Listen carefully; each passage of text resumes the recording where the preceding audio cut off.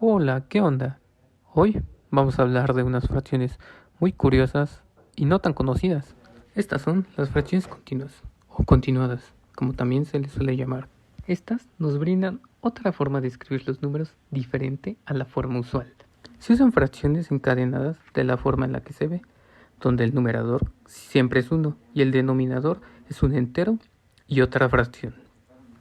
Como ven, esta es una presentación muy estética y bastante sencilla, pues solo involucra divisiones y sumas. Sin embargo, tienen propiedades que las hacen muy interesantes a la hora de escribir un número. Por ejemplo, la representación en fracción continua de un número es única, o sea que dos fracciones continuas diferentes van a representar números diferentes. Esto a menos que el último dígito sea un número 1. En este caso sí hay dos fracciones continuas diferentes, pero solo difieren en la última parte. Además, si un número es racional, entonces su fracción continua es finita. Y esto es una equivalencia, pues si un número es irracional, entonces su fracción continua va a ser infinita. O bueno, no va a tener fin. Y de hecho esto último tiene mucho sentido, porque si fuera una fracción continua finita, entonces al simplificar toda esa fracción gigante, al final nos quedaría un número racional. Ahora, para escribir fracciones continuas, una propiedad muy útil es la siguiente. Un número es igual al inverso de su inverso multiplicativo. Esto es lo que aparece en pantalla. A es igual a 1 sobre A a la menos 1.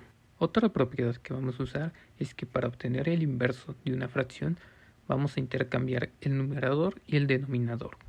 Veamos un ejemplo sencillo. 43 sobre 30. Esto se puede escribir como 30 sobre 30 más 13 sobre 30, que es igual a 1 más 13 sobre 30.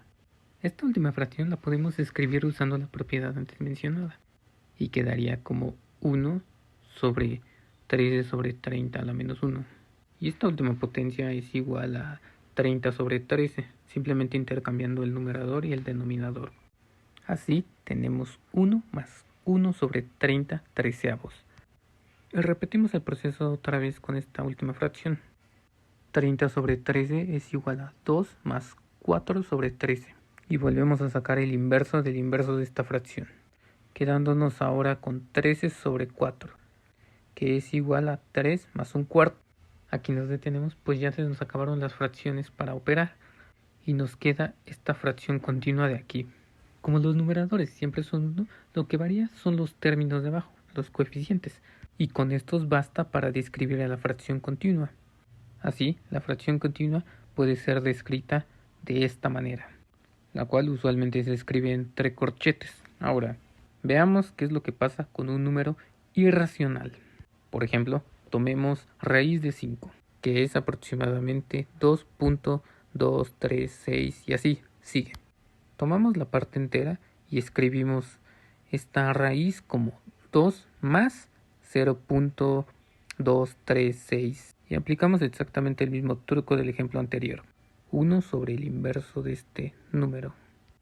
El inverso de 0.236 es aproximadamente 4.236. Fijándonos en este último número, podemos escribirlo otra vez como un número entero más otro número con punto decimal y menor que 1. En este caso, notemos que nos salió de nuevo 0.236, por lo que al aplicar el mismo truco de nuevo, nos va a salir otro número 4 y a su vez el 0.236.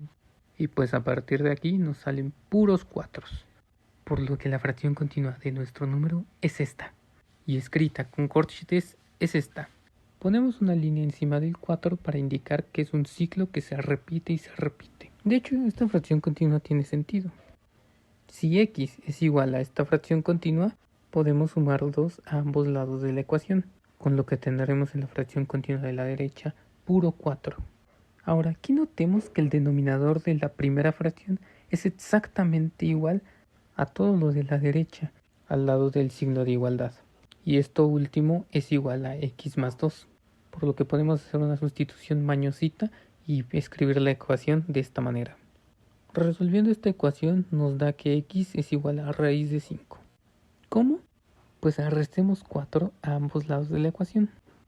y luego multipliquemos ambos lados por x más 2. Después de cancelar los términos semejantes, del lado izquierdo nos queda una diferencia de cuadrados y del lado derecho nos queda simplemente 1. La diferencia de cuadrados es x al cuadrado menos 4, por lo que ahora nos tocará sumar 4 de ambos lados de la ecuación.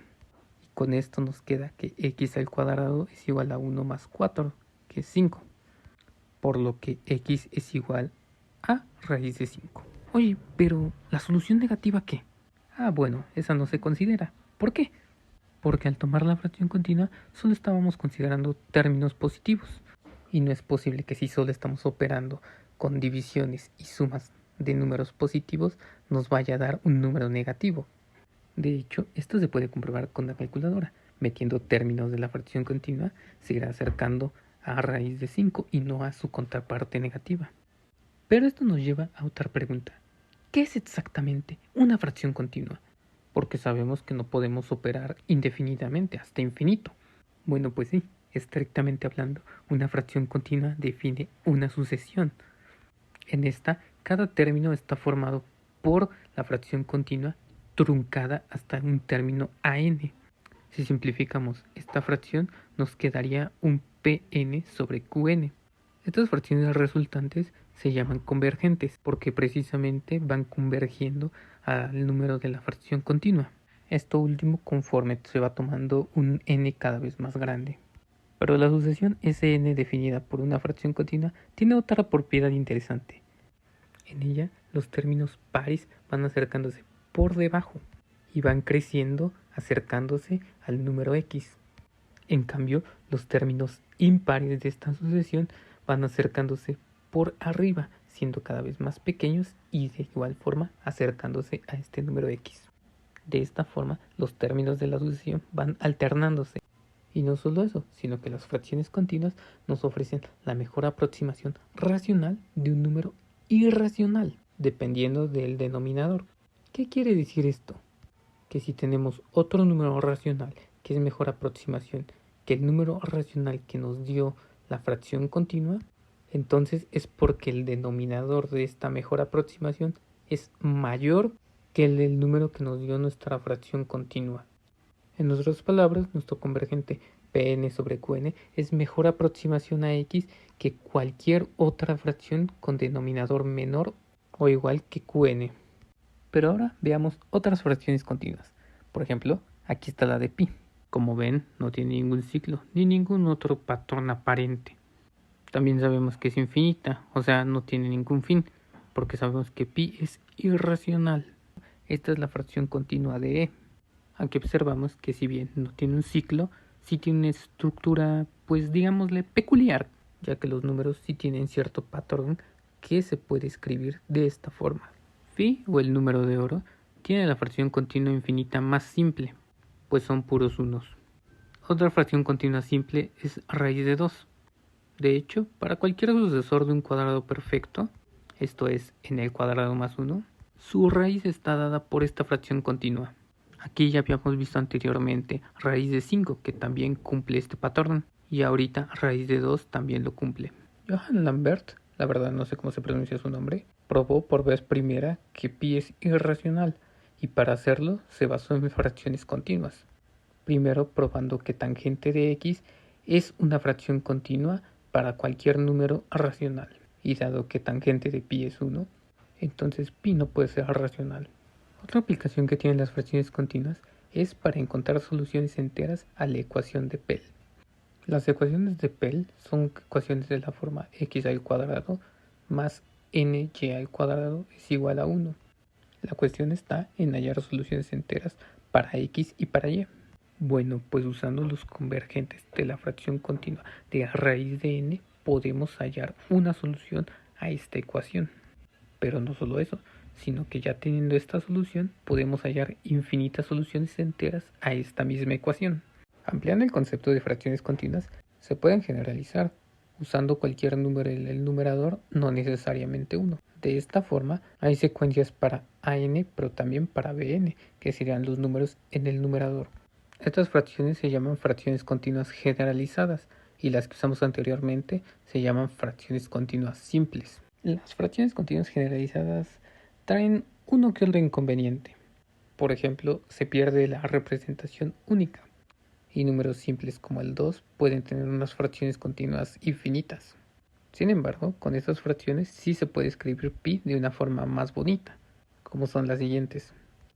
El número e también puede escribirse de una forma muy estética usando estas fracciones. Y bueno, hay muchas fracciones continuas de estos dos números y muchas identidades entre ellas mismas. Basta con que pongas fracción continua en el buscador para que ya te salgan muchas identidades, algunas demasiado complejas. Estas fracciones continuas generalizadas sí son otro mundo y merecerían un video aparte, por lo que ahorita nada más quería mencionarlas. Además, también hay muchas más aplicaciones de las fracciones continuas, tanto simples como generalizadas, tanto en matemáticas como en teoría de números, en ingeniería, física, sistemas dinámicos, computación y muchas más. De hecho, tienen demasiadas aplicaciones, por lo que me sorprende que no sean tan conocidas. También históricamente han servido para múltiples problemas en matemáticas, como el que les dije de probar que pi es irracional. Y es sorprendente cómo encierran algo tan complejo usando solo operaciones que en cierto modo tenemos dominadas, como es la división o la suma.